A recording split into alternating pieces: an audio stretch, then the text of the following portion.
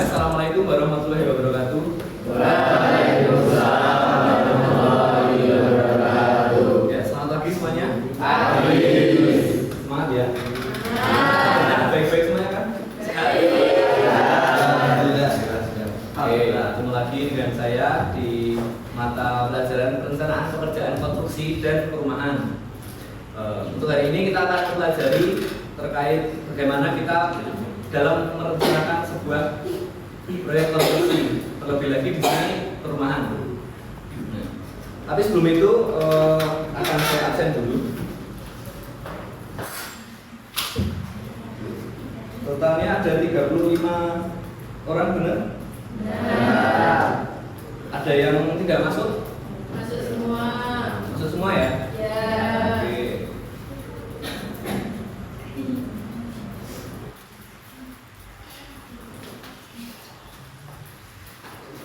Oke.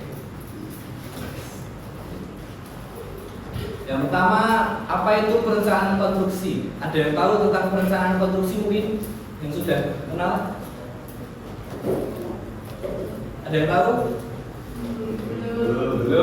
Belum. Oke. Apa itu perencanaan konstruksi?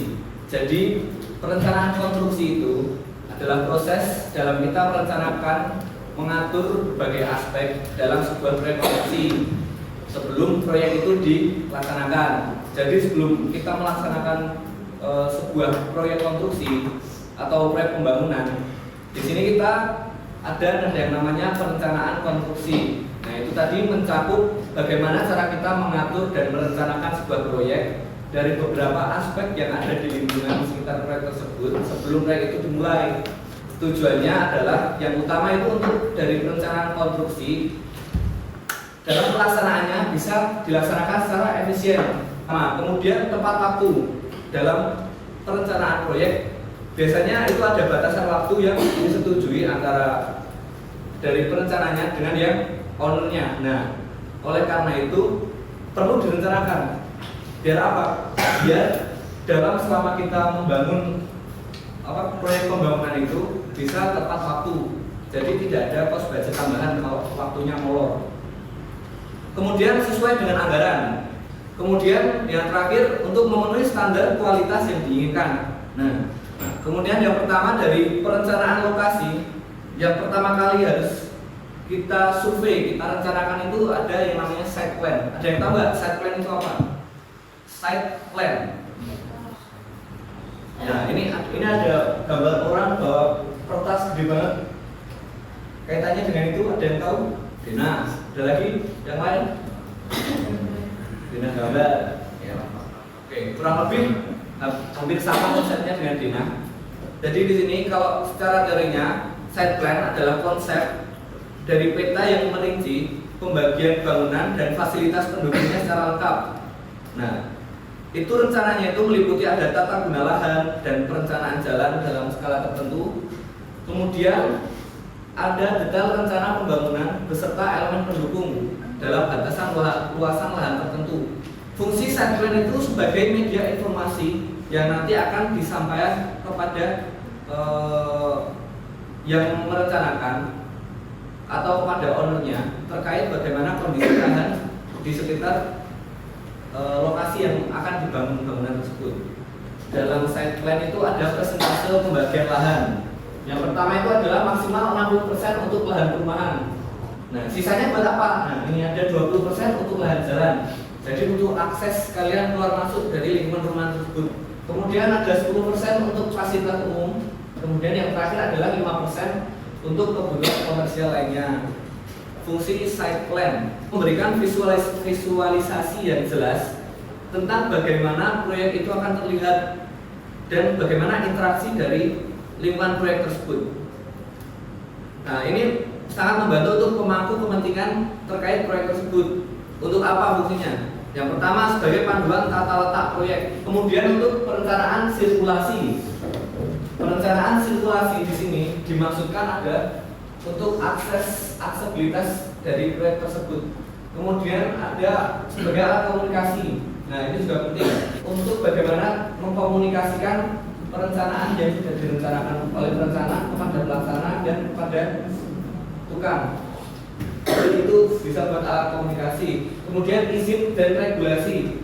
Nah, ini izin dan regulasi itu berkaitan dengan batasan zona yang digunakan, yang bisa digunakan untuk proyek pembangunan tersebut. Kemudian untuk mengidentifikasi potensi lingkungan.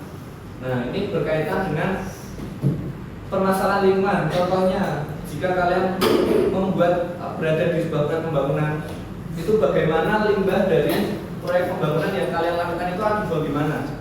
Kalau umpamanya proyek kalian di bantaran sungai, kalian tidak bisa begitu saja membuang bagaimana limbah-limbah proyek kalian ke sungai, karena itu akan menjadi pencemaran di sungainya.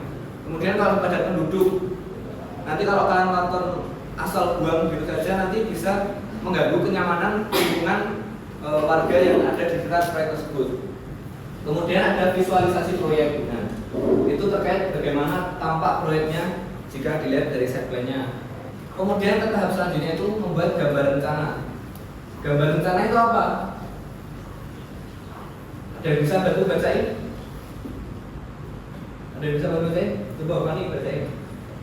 Gambar rencana sering juga disebut gambar kerja, merupakan presentasi visual dari desain perencanaan konstruksi terkait spesifikasi bangunan yang akan dibangun.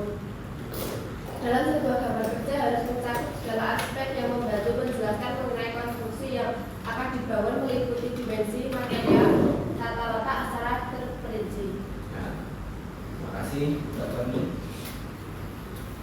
Jadi gambar rencana itu adalah gambar yang sebagai representasi visual terkait desain dari perencanaan konstruksi yang akan digunakan. Dalam sebuah gambar kerja harus mencakup segala aspek yang dapat membantu menjelaskan mengenai konstruksi yang akan dibangun. Nah, ini penting. Jadi kalau gambar kalian itu cuma gambar aja tidak akan menjelaskan apapun ke tukang. Jadi harus ada apa? Harus ada dimensi, material, tata letak, dan itu semua harus terperinci. Karena hanya informasi itu yang akan diperoleh oleh tukang dalam mengerjakan konstruksi bangunan yang direncanakan. Kalau keterangan seperti itu tidak lengkap, nanti tukang akan kesulitan dalam merealisasikan apa yang direncanakan. Jadi nanti bisa pengaruhnya bisa ke konstruksi jelek, bisa rencana gedungnya, rencana pembangunannya tidak sesuai dengan yang dilaksanakan. Nah itu dan itu semua akan merugikan semua pihak yang berhubungan dengan proyek tersebut. Nah, gambar rencana sendiri ada 3 bagian penting. Yang pertama ada gambar struktural. Kalau struktural menunjukkan bagaimana kekuatan dari gedung yang akan kita bangun. Terkait seperti bagaimana posisi kolom, balok, ukurannya kolom, dinding, dan detail terkait dimensi konstruksi dan juga metode pemasangan yang diterapkan. Kemudian yang arsitektural. Nah, arsitektural baru yang tadi menunjukkan keindahan dari elemen-elemen yang ada di gedung yang kita bangun. Kemudian ada gambar MEP. MEP ini singkatan dari Mechanical, Electrical, and Plumbing. Ini merujuk pada sistem dan instalasi mekanikal, elektrikal, dan pemipaan dalam sebuah bangunan. Gambar MEP ini merupakan dokumen yang penting dari bagian dokumentasi informasi rinci tentang bagaimana sistem-sistem yang akan diintegrasikan dalam sebuah bangunan. Nah, selanjutnya kita ada kuis. Nanti kalian bentuk berkelompok ya. Nanti tolong dijelaskan kemudian dipresentasikan di depan ya. Oke, waktu kalian 15 menit boleh didiskusikan dengan teman sekelompoknya. Kemudian nanti kalau sudah selesai dipresentasikan ke depan, perwakilan aja. Itu ya. Silakan dikerjakan. Oke, sudah selesai? Sudah selesai. Sekarang perwakilan dari kelompok 1 dulu presentasikan di depan dari jawaban yang sudah dijawab. Nomor 3, jelaskan perbedaan gambar arsitektur dan gambar struktural. Gambar arsitektur terdiri dari denah, potongan elevasi, dan perspektif 3 dimensi, serta dimensi dan penggunaan semua ruang. Gambar struktural menunjukkan sistem struktur bangunan mulai dari fondasi hingga plat atas. Terima kasih. Tepuk tangan nomor 1. Lanjut nomor 2, Pak Wakil. Lanjut. Sebelumnya, Assalamualaikum warahmatullahi wabarakatuh. Waalaikumsalam warahmatullahi wabarakatuh. Perkenalkan, saya dari Ruangan Keluarga Nabila Putri dan teman saya Amelia Nirina. Di sini saya akan mempresentasikan jawaban saya, kelompok saya. Mengapa perencanaan lokasi itu penting dalam sebuah proyek produksi? Karena dapat memastikan keberhasilan proyek, meningkatkan kesehatan lingkungan, memastikan keamanan. Oke, teman. Bagian besar jawabannya udah benar ya, baik. Hendak itu benar. Nah, jadi kita ulas lagi aja biar lebih. Oke, kita ulas lagi. Kenapa perencanaan itu penting? Karena dengan merencanakan proyek konstruksi yang akan kita bangun itu pekerjaan konstruksi nanti akan menjadi lebih efisien, lebih cepat, tepat waktu, dan bisa sesuai dengan anggaran yang sudah direncanakan. Kemudian yang kedua tadi adalah apa yang dimaksud dengan gambar rencana. Gambar rencana itu gambar yang berfungsi sebagai media komunikasi dari perencana dengan pelaksana atau bukan yang nanti akan terjun langsung di pembangunan rumah yang akan kalian lakukan. Kemudian yang ketiga, jelaskan perbedaan gambar arsitektural dan struktural. Kalau gambar arsitektural, dia itu lebih fokus kepada tata ruang dari bangunan tersebut, lebih fokus pada estetikanya, jadi lebih fokus pada bentuk. Kemudian untuk gambar struktural adalah gambar yang mencakup gambar teknis dari kekuatan dari bangunan tersebut. Contohnya kekuatan yang menopang bangunan itu apa? Kolom, balok. Nah, nanti jadi yang ditampilkan dalam gambar struktural adalah seperti kolom, balok, sluf, fondasi yang menopang dari bangunan tersebut. Oke, mungkin itu saja dari saya. Tapi sebelum saya tutup, ada yang bisa menyimpulkan apa yang kita pelajari hari ini? Ini tadi terkait apa aja? Konstruksi. Ya, perencanaan konstruksi. Terus ada,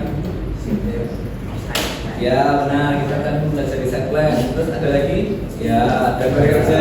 Ya benar, gambar kerja. Gambar kerja tadi ada apa aja? Ada struktural, terus ya arsitektural. Kemudian yang terkait dengan mechanical, electrical, dan plumbing tadi namanya gambar apa? MEP, ya betul.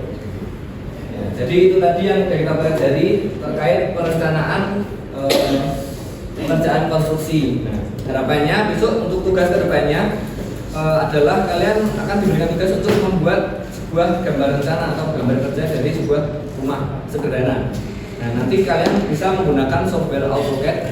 Jadi sudah bisa mengaplikasikan software AutoCAD kan? Sudah ya. Nanti kita akan belajar bareng-bareng menggunakan software AutoCAD tersebut. Oke, mungkin itu saja. Sekian dari saya. Wassalamualaikum warahmatullahi wabarakatuh. Waalaikumsalam warahmatullahi wabarakatuh.